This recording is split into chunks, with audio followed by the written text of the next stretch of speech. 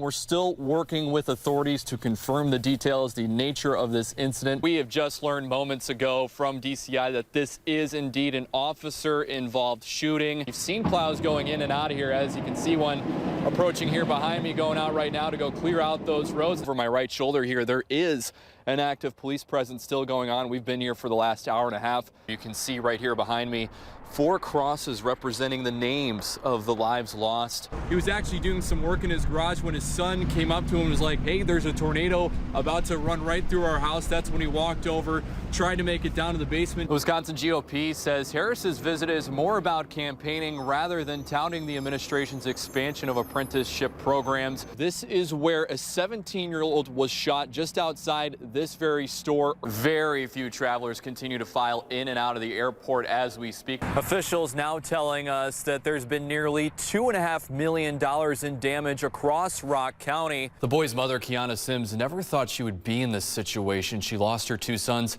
after one fell through the ice on a retention pond and the other tried to rescue him. Now family and friends are making sure the 2 boys are not forgotten.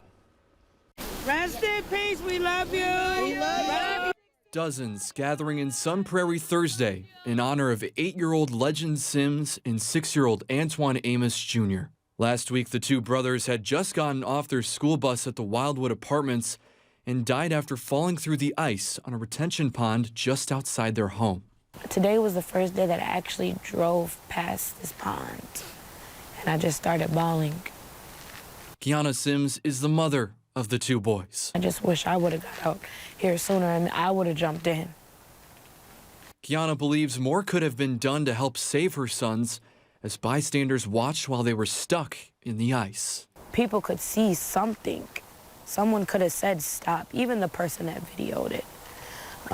Maybe they were in shock, but it's just a lack of humanity, a lack of heart, a lack of courage. Kiana says her family recently moved to Sun Prairie from Madison with the hopes to start a new journey with her sons. I just thought that they would have been still here today. We just had so many plans. I've had so many plans for them. Family and friends now supporting Kiana as she and her 3 other children grieve over the loss of Legend and Junior. My nephews were amazing. They were good kids. My sister really did a good job with them. Your siblings' kids are your kids too, you know. You had just said there's police and fire and ambulances everywhere. This is what Katie Burns' son texted her in the midst of Wednesday's active shooter threat. While Katie's son and her other 2 kids weren't inside the middle school when the incident happened, Your first instinct is just to go to your children and run as fast as you can. the emotions were flying high as she waited to reunite with her kids. You're just kind of stuck in this purgatory of waiting, and you're getting very limited information. Now back together with her kids, Burns says she's grateful they're all okay. Healing will not be linear in any sense of the word. It's going to be very complicated, and it's going to be messy.